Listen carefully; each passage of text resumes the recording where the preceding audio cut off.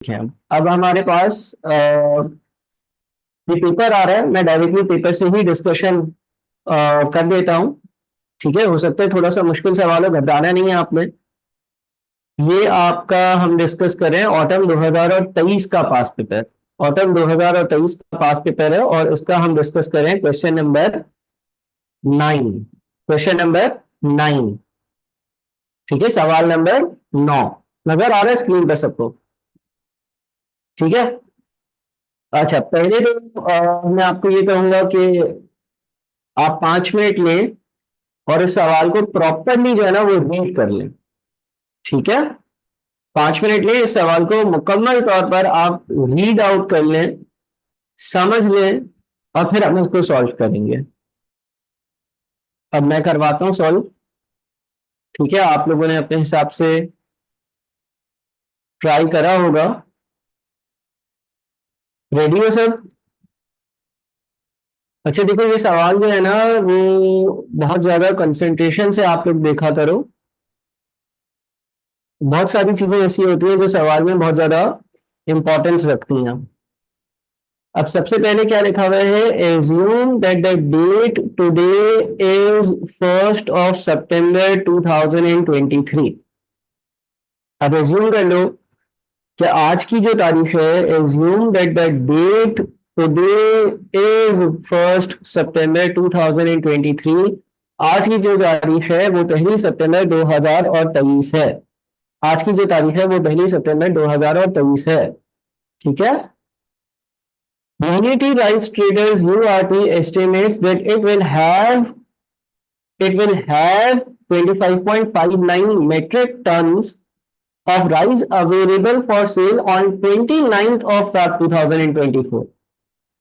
Unity rice traders कोई company है और उसका एक अंदाजा है कि उसके पास 25.59 मेट्रिक टन्स चावल के, राइस के अवेलेबल होंगे बेचने के लिए 29 फरवरी 2024 वाले दिन।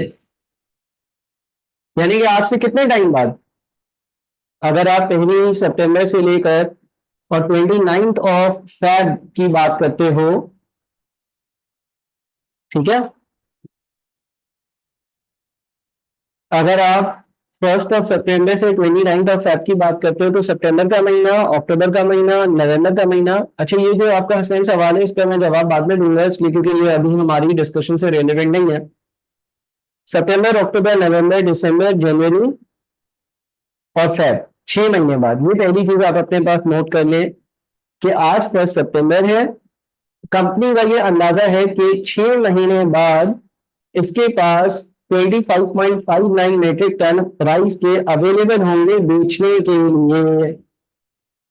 अवेलेबल होंगे बेचने के लिए। ठीक है। In view of the recent volatility in food prices, URT is considering hedging its market risk। Company को अपना मार्केट का जो रिस्क है ना उसको हेज करना। अच्छा, अब यहां पर सवाल ये आता है कि कंपनी को क्या रिस्क है? कंपनी को क्या रिस्क है कि 6 महीने बाद चावल क्या हो जाएंगे, महंगे या सस्ते? कंपनी को आज जो रिस्क है वो किस बात का?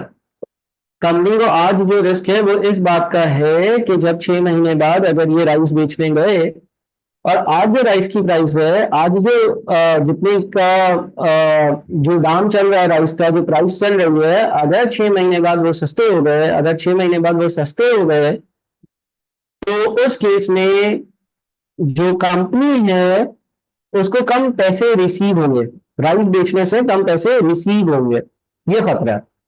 ठीक है। The following information is available. Number one, the current spot price stand at ₹90,000 पर एमटी। एमटी का मतलब मेट्रिक टन है। 90,000 रुपए का एक मेट्रिक टन आज बिकता है अभी मौजूदा हालत में, यानी कि 1 सितंबर वाले दिन। 1 सितंबर वाले दिन जो है वो 90,000 रुपए का एक मेट्रिक टन बिकता है। अच्छा, अब 1 सितंबर वाले दिन अगर 90,000 का एक मेट्रिक टन बिकता है तो आज क्या कंपनी नहीं बेच सकती? मैं आपसे ये सवाल करता हूं, आज बेच सकती है कंपनी?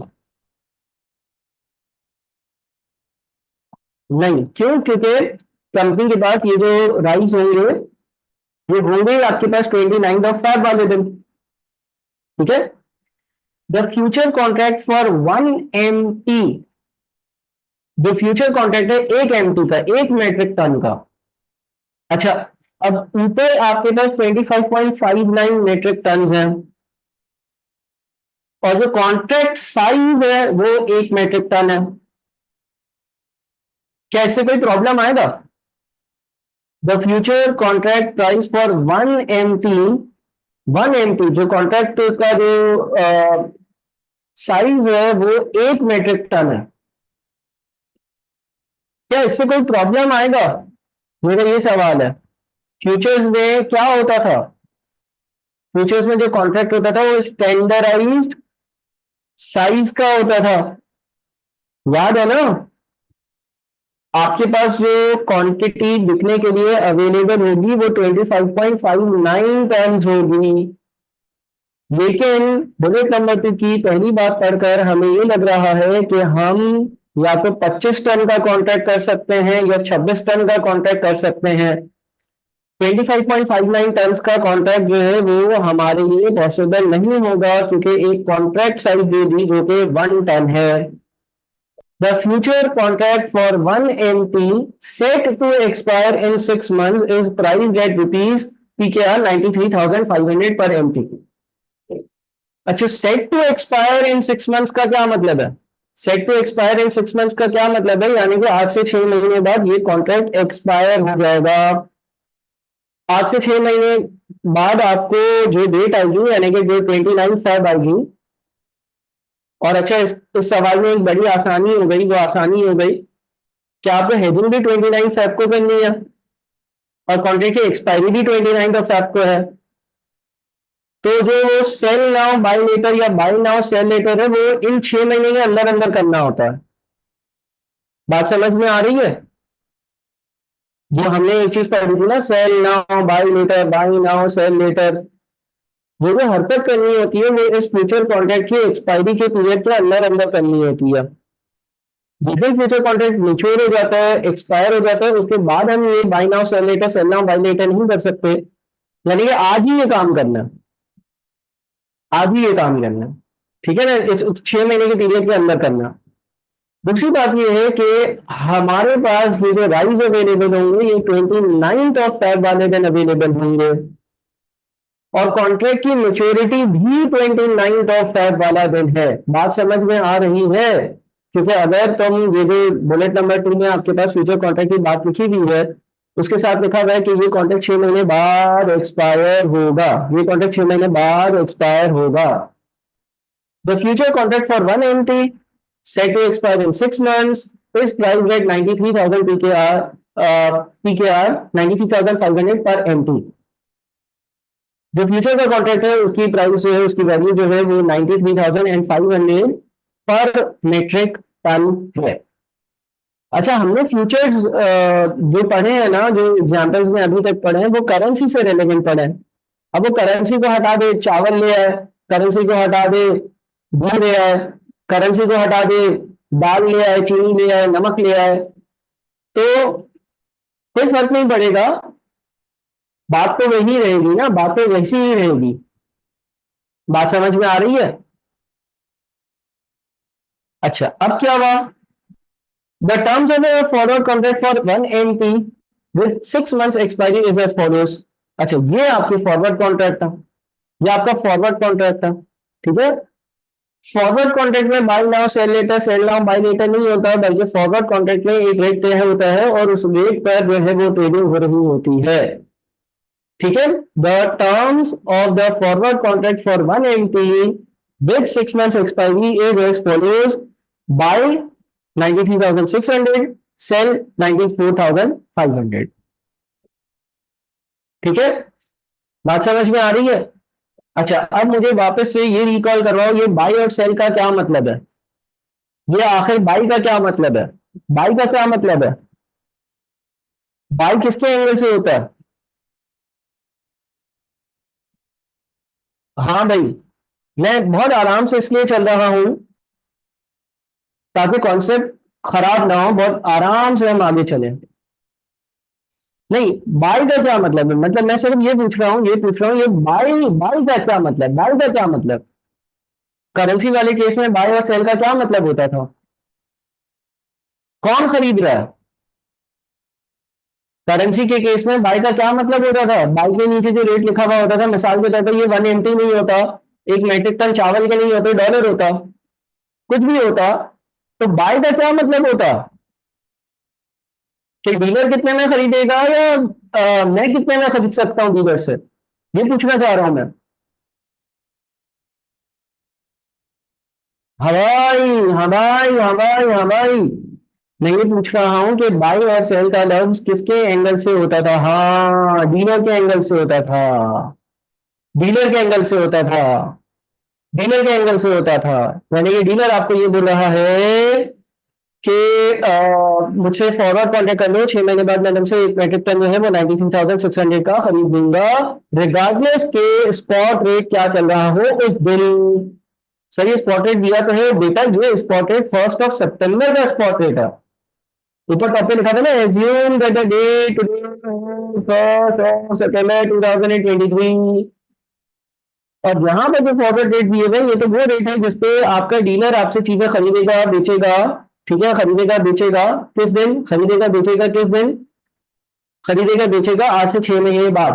तो डीलर कह रहा है कि तुम 6 महीने बाद ले आना चावल, मैं तुमसे 93,600 के खरीद लूंगा। आज हम ये चीज लिख लेते हैं अपने पास। और डीलर ये कह रहा है कि अगर तुम आज से 6 महीने बाद हो गए और तुम जो है वो मुझसे चावल खरीदना चाहोगे, तो मैं तुम्हें 94,500 में बेचूंगा। और इसी पे वो, इसके बीच में वो कमाता है, लोगों से खरीदता इतने में, बेचता इतने में। रिक्वायर्ड, इनमें लिखा हुआ है determine the outcome using the futures and forward contract hedging strategies, assuming the spot rate on 29th of Feb 2024 is expected to be 87,500 पर मेट्रिक टन। अच्छा, ये एज्यूमिंग क्यों लिखा है? मुझे सिर्फ इतना बताओ, ये यहाँ पर ये जो लफ्ज लिखा है एज्यूमिंग, बेटा बहुत ध्यान से सुनो मेरी बातें। इस एज्यूमिंग पे लफ्ज की क्या अहमियत है, क्यों लिख दिया? सिर्फ वो ये लिख देता the spot rate on 29 Feb 2024 will be 87,500 expected और एज्यूमिंग, ये क्यों लिख रहा है? हाँ जी, देखिए मेरा सवाल ये है कि वो यूं लिख देता है determine the outcome using the future and forward contract hedging strategies, assuming का लफ्ज क्यों लिखा? The spot rate on 29 Feb 2024, और इस एक्सपेक्टेड का लफ्ज क्यों लिखा? सर, ताकि हमें एक्सपेक्टेशन का पता चले, हम बोले अच्छा चलो बिल पे वाली डिटेल में नहीं जाओ, बहुत सारे बच्चों को तो भी नहीं पता होगा, लेकिन मैं आपसे सिर्फ एक आसान बात पूछ रहा हूं कि यार ये एज्यूम क्यों करें, या ये एक्सपेक्टेड क्यों लिखा है? सीधा सीधा लिख देता कि 29 फेब वाले दिन का स्पॉट रेट 87,500 होगा। ऐसा क्यों नहीं लिखा इसने? ऐसा इसलिए नहीं लिखा, ऐसा इसलिए नहीं लिखा क्योंकि आज का दिन क्या है? 1 सितंबर 2023। आज के बाद क्या होगा किसी को नहीं मालूम, लेकिन एक फोरकास्ट या एक्सपेक्टेशन के हिसाब से रेट दिया हुआ है। देखो, ये इसी तरह से जैसे मैं आपको बोलूं कि आज से एक हफ्ते बाद बारिश होगी, आज वेनेसडे, अगले वेनेसडे को बारिश होगी, आज वेनेसडे, अगले वेनेसडे को बारिश होगी। ठीक है, तो मैं कहूंगा मेरा अंदाजा है, मेरी फोरकास्ट है, मेरी एक्सपेक्टेशन है, मेरी स्टडी है, मेरी रिसर्च है कि आज से एक हफ्ते बाद बादल आएंगे और बारिश होगी। अब ऐसा जरूरी नहीं है कि उस दिन बारिश हो। ठीक है, लेकिन कोई अभी का पूछेगा अभी बारिश हो रही है, तो मैं हाँ या ना में जवाब दे सकता हूँ। यहां पर ऊपर इसने करंट स्पॉट रेट के साथ एज्यूमिंग एक्सपेक्टेड का लफ्ज नहीं लिखा, क्योंकि 1 सितंबर वाले दिन 1 सितंबर का स्पॉट रेट तो मैं बता सकता हूं, लेकिन 1 सितंबर वाले दिन 29 फरवरी वाले दिन ये चीज मार्केट में कितनी होगी ये मैं एज्यूम कर सकता हूं, मैं फोरकास्ट कर सकता हूं, लेकिन विद सर्टेनिटी नहीं बता सकता, गारंटी के साथ नहीं बता सकता। हो सकता है कि 29 फेब को 87,500 का रेट ना हो। समझ रहे हो सब? ठीक है, देखिए ऊपर वाले करंट स्पॉट प्राइस के साथ उसने एज्यूमिंग एक्सपेक्टेड ऐसे लफ्ज यूज नहीं करे, क्योंकि ये 90,000 पर एंट्री का जो रेट है वो है ही 1 सितंबर का। आज का दिन तो 1 सितंबर है ना, लेकिन 1 सितंबर वाले दिन 29 फेब को क्या चीज कितने की होगी ये मैं थोड़ी बता सकता हूँ। हाँ एक्सपेक्टेशन हो सकती है। जिस तरह से आज कोई मुझसे पूछे कि भाई 1 किलो चावल कितने के, मैं बोलूंगा 350 के हैं, 300 के हैं। लेकिन कोई पूछे 6 महीने बाद चावलों की कीमत कितनी होगी, तो मैं शायद यूं बोलूंगा कि यार महंगाई की वजह से हर महीने जो है ना चावल 5-10 रुपए महंगे होते हैं, लिहाजा आज से 6 महीने बाद शायद वो जो आज 300 है वो 350 के होंगे। एक्सपेक्टेड है, फोरकास्ट है, एजम्पशन है, एस्टिमेट है। अब वो एस्टिमेट सही भी हो सकता है, गलत भी हो सकता है। अच्छा पहले हम फॉरवर्ड की बात कर लेते हैं। पहले हम फॉरवर्ड कॉन्ट्रैक्ट की बात कर लेते हैं, क्योंकि फ्यूचर में buying now sell later, sell now buy later, बहुत सारी चीजें आती हैं। फॉरवर्ड रेट कंपैरेटिवली सिंपल होता है, तो इस सवाल को आपने एक बार वापस से अच्छे से, बहुत अच्छे से देखना है। और अब हम जरा इसके जवाब को देखते हैं। ठीक है, सवाल आपने लिख लेना है, दिमाग में बिठा लेना है। अच्छा देखिए, अब फॉरवर्ड कॉन्ट्रैक्ट का पहले हम काम कर लेते हैं, आसान सी बात है। That is expected to have 25.59 metric tons of rice in 6 months time। हमारे पास 6 महीने बाद 25.59 metric tons चावल के होंगे। Therefore, it will sell 25.59 tons as follows। और कंपनी जो है वो 25.59 tons बेच देगी। फॉरवर्ड मार्केट में क्या होगा भाई, फॉरवर्ड मार्केट में कॉन्ट्रैक्ट साइज वाला चक्कर नहीं होता। मैं आज बैठकर उसको बोलूंगा कि भाई मेरे पास 25.59 टन चावल होंगे तो मुझसे XYZ रेट पर खरीद लेना और मैं तुम्हें बेच दूंगा। और एक रेट होता है जो हम आज ही डिसाइड कर लेते हैं। अब रेट क्यों हमने 93,600 लिया, क्योंकि ये जो बाई लिखा हुआ ना, बाई ये लिखा हुआ था डीलर के एंगल से। मेरे पास चावल होंगे मैं बेचूंगा, मेरे पास चावल होंगे मैं बेचूंगा, मैं सेलर हूँ तो सर आपने सेल का रेट क्यों नहीं दिया? इसलिए क्योंकि यहाँ पर जो रेट दिए गए होते हैं, यहाँ पर जो बाई और सेल लिखा हुआ होता है, ये डीलर की नजरों से डीलर कह रहा होता है, डीलर बोल रहा होता है कि मैं तुमसे चावल 93,600 में आज से 6 महीने बाद खरीदूंगा, आज मुझसे ये कॉन्ट्रैक्ट कर लो। मैं तुम्हें 94,500 में आज से 6 महीने बाद चावल बेचूंगा, ये मुझसे कॉन्ट्रैक्ट कर लो, ये फॉरवर्ड कॉन्ट्रैक्ट कहलाता है। बाइंग और सेलिंग डीलर के एंगल से लिखी हुई होती है। आपने डीलर के साथ आज एक पेपर पर साइन कर लिया कि 6 महीने बाद डीलर मुझसे फी मेट्रिक टन चावल 93,600 में खरीदेगा। अब उस दिन का स्पॉट रेट कुछ भी हो, उस दिन का स्पॉट रेट कुछ भी हो, वो मेरा कंसर्न नहीं है। ठीक है।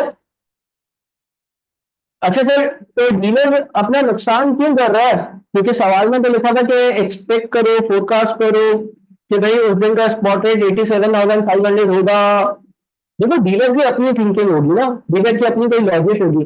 डीलर की ये सोच होगी कि आज से 6 महीने बाद 87,500 का रेट नहीं होगा। डीलर ये सोच रहा होगा कि आज से 6 महीने बाद जो रेट होगा, जो स्पॉट रेट होगा वो लाख रुपए होगा। ये तो पागल बंदा मुझसे आज दस्तखत करवा रहा है कि 93,600 में 6 महीने बाद बेचेगा। ठीक है। आपको जैसे ये लगता है कि भाई आपके पास कोई चीज है और वो 6 महीने बाद 80,000 की होगी, एक बंदा आपको बोलता है मुझे 6 महीने बाद ही बेचना, 6 महीने बाद मैं तुम्हें पैसे दूंगा तो मुझे चीज देना 90,000 में, तो तुम खुशी खुशी साइन कर लोगे। वो बंदा क्यों साइन कर रहा है? वो बंदा इसलिए साइन कर रहा है क्योंकि उसको ये लग रहा होगा कि ये 6 महीने बाद चीज 1 लाख की होगी, आज इससे साइन कर ले लो। तो फॉरवर्ड तो बड़ा सिंपल है, फॉरवर्ड तो बड़ा सिंपल है। और फॉरवर्ड में देखिए ना, सीधी सीधी सी बात है, 25.59 टन का आपने कॉन्ट्रैक्ट किया, 93,600 के हिसाब से आपने कॉन्ट्रैक्ट कर लिया और आपने उसको बेच दिए। और जब आप बेचोगे उसको तो 2395,224 आपको मिलेंगे। जैसे इनकी मल्टीप्लीकेशन होगी, मैं जरा चेक भी कर लेता हूँ। 25.59 मल्टीप्लाइड बाई 93,600, बिल्कुल ऐसा ही है। हाँ प्यारे बच्चों, मुझे पहले बस ये बता दो कि ये जो आपका फॉरवर्ड कॉन्ट्रैक्ट है इसमें कोई मसला है? फॉरवर्ड कॉन्ट्रैक्ट में कोई मसला है किसी किस्म का? 1 इंच का भी मसला है भाई? कुछ भी मसला है? फॉरवर्ड कॉन्ट्रैक्ट में कोई भी मसला है? फॉरवर्ड कॉन्ट्रैक्ट बड़ा सिंपल है, फॉरवर्ड कॉन्ट्रैक्ट बड़ा सिंपल है। सही है ना? तो ये हमारा फॉरवर्ड कॉन्ट्रैक्ट हो गया। अच्छा अब आ जाते हैं हम अपने फ्यूचर कॉन्ट्रैक्ट के मैकेनिज्म पर। अच्छा फ्यूचर कॉन्ट्रैक्ट के लिए देखिए, मैंने पिछली क्लासेस में आपको फ्यूचर का पूरा मैकेनिज्म समझाया है। Buy now, sell later, sell now, buy later. ठीक है। ये कहानी चल रही होती है। दूसरा, हम अपनी ट्रेडिंग कर रहे होते हैं ऑन द स्पॉट रेट, तो आपके दिमाग में वो सारी कहानी होनी चाहिए। अब अभी एज ऑफ टुडे एक फ्यूचर कॉन्ट्रैक्ट जो था उसकी प्राइस 93,500 थी। एज ऑफ टुडे एक फ्यूचर कॉन्ट्रैक्ट 93,500 का था। आपने जो चावल बेचने हैं, आपने चावल बेचने हैं, आपको नहीं लगता है कि बाद में चावलों की कीमत कम हो जाएगी तो आपको लॉस हो जाएगा, आपने जो है वो सेल नाउ कर लिया। अब ऊपर से पढ़ूं, hedging through future and forward contracts, hedging through futures, URT will have to sell 26 contracts as the standard contract size is 1 ton। अब इसका क्या मतलब हुआ? इसका क्या मतलब हुआ? इसका मतलब ये हुआ कि हमने ये पढ़ा है, हमें ये मालूम है कि फ्यूचर कॉन्ट्रैक्ट्स में एक लिमिटेशन होती है। वो लिमिटेशन ये होती है कि अगर आपके पास 25.59 मीट्रिक टन होंगे चावल के, तो या तो आप जो है वो 25 कॉन्ट्रैक्ट्स के लिए जा सकते हो, या आप 26 कॉन्ट्रैक्ट्स के लिए जा सकते हो। या तो आप 25 कॉन्ट्रैक्ट्स कर सकते हो, या आप 26 कॉन्ट्रैक्ट्स कर सकते हो। आप 25.59 कॉन्ट्रैक्ट्स नहीं कर सकते हो। तो 25.59 26 के करीब तरीन था, तो हमने 26 को सेलेक्ट कर लिया। ठीक है, हमने 26 को सेलेक्ट कर लिया। अच्छा, अब हमने क्या किया, हमने आज बेच दिया 93,500 में। सर ये कौन सी वैल्यू है? ये आज जितने का फ्यूचर है। आप सवाल देखें, आज जो फ्यूचर कॉन्ट्रैक्ट है, open future position sell at 93,500, आज जो फ्यूचर कॉन्ट्रैक्ट है, the future contract for 1 MT set to expire in 6 months is priced at 93,500 per MT। आज जो एक फ्यूचर कॉन्ट्रैक्ट है वो 93,500 का है, हमने 93,500 में बेच दिया। ठीक है, बाद में हम सस्ते में खरीदेंगे। अच्छा सर, ये 87,500 क्यों आया? सर ये तो स्पॉट रेट था। देखिए, ट्रेडिंग जो buy now sell later, sell now buy later, future को खरीदना, फ्यूचर को बेचना, फ्यूचर को खरीदना, फ्यूचर को बेचना, फ्यूचर को खरीदना, फ्यूचर को बेचना, वो तो फ्यूचर मार्केट में हो रहा है। वो तो फ्यूचर मार्केट में हो रहा है। मैंने स्पॉट रेट क्यों यूज कर लिया? जिस दिन फ्यूचर कॉन्ट्रैक्ट एक्सपायर होता है, जिस दिन फ्यूचर कॉन्ट्रैक्ट का आखिरी दिन होता है, उस दिन का फ्यूचर का और स्पॉट का रेट सेम होता है। अगर उससे पहले का कोई दिन होता तो कुछ और बात होती, वो हम डिस्कस कर लेंगे, बेसिस आएंगी, बेसिस अनएक्सपायर्ड एक्सपायर्ड बेसिस की वर्किंग होगी। लेकिन जिस दिन फ्यूचर कॉन्ट्रैक्ट एक्सपायर हो रहा होता है और उस दिन का स्पॉट का रेट और फ्यूचर्स का रेट सेम होगा, अनलेस सवाल में कोई और रेट दिया हो। अनलेस सवाल में ये लिख दे कि 29 फेब वाले दिन फ्यूचर कॉन्ट्रैक्ट एक्सवाइजेड रुपीज के होंगे, ऐसा तो कुछ नहीं लिखा ना। नहीं सर, ऐसा कुछ नहीं लिखा।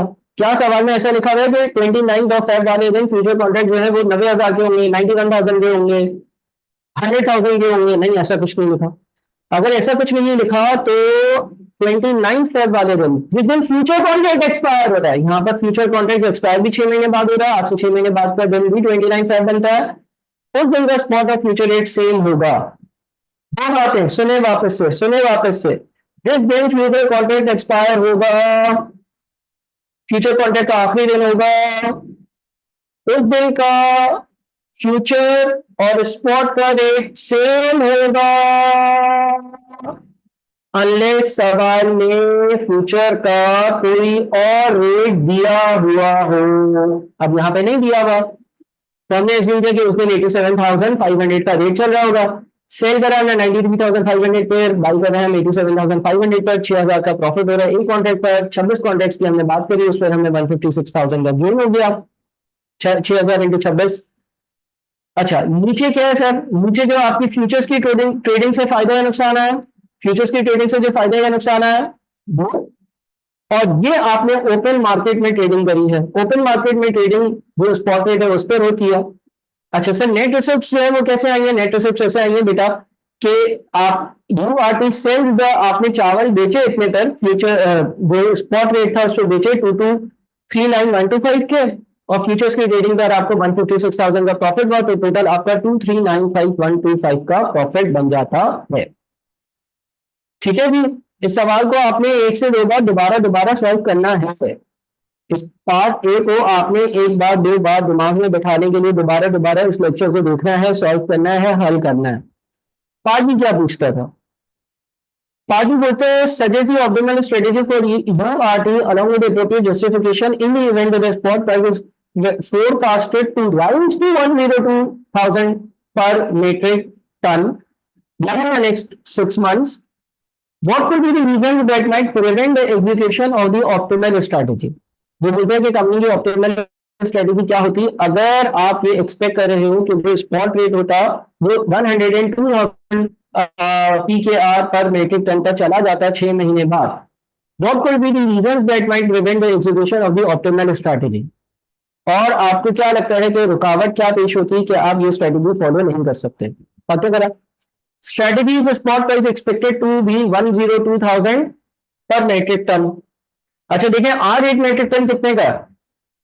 आज आज मार्केट में चावल की कीमत क्या चल रही है? आज मार्केट में चावल की कीमत चल रही है 90,000. आज मार्केट में चावल की कीमत चल रही है 90,000. 6 महीने बाद अगर एक्सपेक्टेशन है चावल महंगे हो जाएंगे 1,02,000 पर मेट्रिक टन के हो जाएंगे तो क्या आप फॉरवर्ड कॉन्ट्रैक्ट किसी से साइन करोगे? अगर आपको लगता हो कि एक चीज 6 महीने बाद 1,02,000 की हो जाएगी तो क्या आप किसी पेपर पे दस्तखत करोगे कि मैं आपको ये चावल 6 महीने बाद 93,600 में बेच दूंगा? बताओ साइन करोगे ऐसे डॉक्यूमेंट? नहीं करोगे ना. कॉमन सेंस की बात है. मुझे जब ये लग रहा है कि आज से 6 महीने बाद एक चीज 1,02,000 की हो जाएगी तो मैं क्यों किसी के साथ एक डील करूंगा कि आज से 6 महीने बाद मुझसे 93,600 की ले लेना. ठीक है. अच्छा अब लिखते हैं if the expected spot price at 29 Feb 2024 is PKR 102,000 per metric ton, then the best strategy for URP will be to not hedge at all. hedging करेंगे. hedging तो हम तब करते हैं ना जब हमें लगता है कि यार ये जो चीजें हमारे पास है बाद में जाकर अब बेचनी है ना तो मुझे ये लगता है कि आज मेरे पास एक मेट्रिक टन चावल है 6 महीने बाद ये सस्ते हो जाएंगे तो मैं उस रिस्क से बचने के लिए हेजिंग करता हूँ. लेकिन महंगे हो जाएंगे 1,02,000 के हो जाएंगे तो फिर क्यों हेजिंग करूंगा भाई. And instead sell the rice directly at the spot rate. वो यही सजेस्ट करता है बोलता है भाई जब महंगी हो जाएगी 1,02,000 की चीज हो जाएगी तो हेजिंग करने की तो जरूरत ही नहीं है और उस दिन जाना बाजार में 1,02,000 का रेट चल रहा होगा उसको बेच देना. By doing this, URT can take advantage of higher expected spot price and maximize its profit. इससे जो spot price इंक्रीज हो रही है उसका आपको फायदा होगा आपको प्रॉफिट ज्यादा होगा आप कमाओगे ज्यादा. The strategy may however not be implemented because of the following reasons. तो फिर ऐसा हम करते क्यों नहीं है? ऐसा हम करते क्यों नहीं है? मुझे अगर पता हो कि एक चीज आज से 6 महीने बाद महंगी हो जाएगी आज उसकी वैल्यू 90,000 है आज 1 किलो चावल 90,000 एक मेट्रिक टन चावल 90,000 के मुझे पता है कि एक 6 महीने बाद 1,02,000 के हो जाएंगे. फोरकास्टिंग है फोरकास्टेड है कि ऐसा हो जाएगा तो मैं हेजिंग क्यों करता हूं या मैं उसको छोड़ क्यों नहीं देता मैं उस दिन स्पॉट रेट पे बेचता क्यों नहीं हूं. तो लिखा है expected price is just an expectation and may not turn out to be true. ये सिर्फ और सिर्फ आपकी एक्सपेक्टेशन है. हो सकता है कि ऐसा ना हो इसलिए हमें हेजिंग करनी पड़ती है यानी कि उन दूसरे जबानों में अनसर्टेनिटी को खत्म करने के लिए. समझ रहे हो. इसी तरह से कि मैं तुम्हें बोलूं कि यार तुम जेब में 7 लाख रुपए का मोबाइल रख कर कराची की सड़कों पर घूमो क्योंकि सिक्योरिटी बहुत टाइट हो गई है और इंशाअल्लाह ताला मोबाइल चोरी नहीं होगा. ये मेरी एक्सपेक्टेशन है. ठीक है. तो बेस्ड ऑन एक्सपेक्टेशन में मुझे लॉजिकली आराम से मोबाइल यूज करना चाहिए. 7 लाख का क्या 10 लाख का मोबाइल लेकर रोडों पे घूमना चाहिए कॉल पर बात करनी चाहिए. ठीक है ना. पब्लिक प्लेस पे वॉक करते हुए भी बात करनी चाहिए. लेकिन ये सारी क्या है एक्सपेक्टेशन है. ऐसा ही हो जरूरी थोड़ी है. कोई डाकू आ जाएगा तो उसको यूं थोड़ी बोलेंगे हम यार हम तो फोरकास्ट कर रहे थे कि तुम नहीं आओगे भाई तुम आ गए हो अब छोड़ दो हमें. ऐसा थोड़ी होगा. तो ये एक्सपेक्टेशन है आपकी इसीलिए आपको हेजिंग करनी पड़ती है क्योंकि आगे की चीजें अगर आपको अच्छी नजर भी आ रही हो तो ये आपकी फोरकास्टिंग होती है. The expected spot price may not be accurate and the actual price could turn out to be lower than the price available under the hedging strategies resulting in potential losses for URT. अच्छा दूसरी बात ये हो सकती है कि let's say मैं आपको बोलूं कि आज से 6 महीने बाद स्पॉट प्राइस ज्यादा होगी लेकिन मैं आपको ये नहीं बताऊं कितनी ज्यादा होगी. तो उस केस में भी हेजिंग होती है। मिसाल के तौर पर आज एक मेट्रिक टन जो है वो 90,000 का है। मैं आपको बोलूँ आज से 6 महीने बाद 90 का नहीं होगा, 91,000 का होगा, 92,000 का होगा। फिर भी हेजिंग करना और फॉरवर्ड कॉन्ट्रैक्ट में जाना बेहतर है, क्योंकि फॉरवर्ड कॉन्ट्रैक्ट मुझे 93,600 की प्राइस दे रहा है। फिर लिखा है while no hedge strategy may result in a better position, it is only after assuming the risk of fall in price of rice। अच्छा, आप जो है ना वो हेजिंग जब करते हो ना, तो हेज स्ट्रेटेजी में आप ये एज्यूम करते हो कि बुरा होगा तो नतीजे क्या आएंगे। ठीक है ना। देखिए जिस तरह से यहाँ पर हमने जो ऊपर फ्यूचर्स की वर्किंग करी उसमें हमने ये देखा कि अभी 93,500 का फ्यूचर कॉन्ट्रैक्ट है, बाद में 87,500 का हो जाएगा, तो क्या होगा भाई, प्रॉफिट होगा एक कॉन्ट्रैक्ट पर और ये फायदा होगा और ये टोटल मुझे गेन मिलेगा। लेकिन ये सस्ता भी तो हो सकता था, महंगा भी तो हो सकता था बाद में।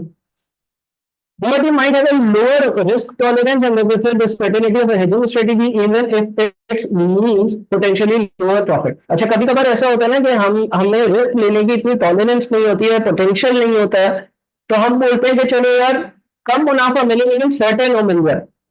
इसके लिए मैं एक एग्जांपल लेता हूँ जॉब और बिजनेस की। ठीक है, जिस तरह से फॉर एग्जाम्पल मैंने 2016 में एक फैसला लिया था और मेरे घर वालों के लिए भी शौक था और सबके लिए था, वो ये था कि मैंने जो है वो अपनी क्या कहते हैं जब ट्रेनिंग पूरी करी, आर्टिकल्स पूरी करी, तो मैं टीचिंग में और फ्रीलांसिंग में आ गया। तो रिस्क होता है ना कि या तो जीरो या तो हीरो। बिजनेस में रिस्क होता है या तो जीरो या तो हीरो। आप बिजनेस शुरू करो, आप 25-30 लाख 40 लाख का एक बिजनेस शुरू करो, या तो आपके सारे पैसे डूब जाएंगे, या तो हो सकता है एक दिन में ही आप जो है वो 10-10 लाख 5-5 लाख की डीले भी बना दो। और कुछ लोग ये रिस्क टॉलरेंस होती है, इंसान कितना रिस्क लेना चाहता है और कितना रिस्क ले सकता है। कुछ लोग कैसे होते हैं, कुछ लोग बोलते हैं नहीं भाई नहीं नहीं नहीं नहीं नहीं नहीं, नहीं। या तो वो खुद कैपेसिटी नहीं रखते, उनको खुद डर लगता है, या उनके हालात की वजह से वो बोलते हैं कि भाई कम कमा लो लेकिन सिक्योर कमा लो, नौकरी कर लो। ठीक है, पता होगा कि हर पहली तारीख को तनख्वाह आ जाएगी, जाहिर है बिजनेस इतनी तो नहीं आएगी लेकिन एक सर्टेनिटी के साथ आएगी। इसी तरह से हेजिंग है। हेजिंग नहीं करोगे तो हो सकता है आज जो चीज 90,000 की है, हो सकता है कि वो 6 महीने बाद, वो जो चावलों की एग्जाम्पल थी आज 90,000 की, हो सकता है 6 महीने बाद 2 लाख की हो जाए। हेजिंग कर लोगे, फॉरवर्ड कॉन्ट्रैक्ट में दस्तखत कर दोगे, तो अब आपको पता होगा कि 6 महीने बाद वो चीज 1.5 लाख की, 2 लाख की, 2.5 लाख की हो जाए, आपको 93,600 के हिसाब से ही मिलना है। तो कहना ये चाह रहा है वो यहाँ पर कि इसमें सर्टेनिटी का एलिमेंट आ जाता है, चीजें सर्टेन हो जाती हैं, सिक्योर हो जाते हो, समझ रहे हो, सिक्योरिटी मिल जाती है ना कि हाँ भाई जो भी हुआ ये है, ये तो मिलेगा, ये तो मिलेगा। ठीक है जी। तो आई होप कि आप को ये डिटेल में मैंने डिस्कस कर लिया और आप उसको जो है वो रिकैप करोगे, रिवाइज करोगे, और मसला होगा तो पूछोगे।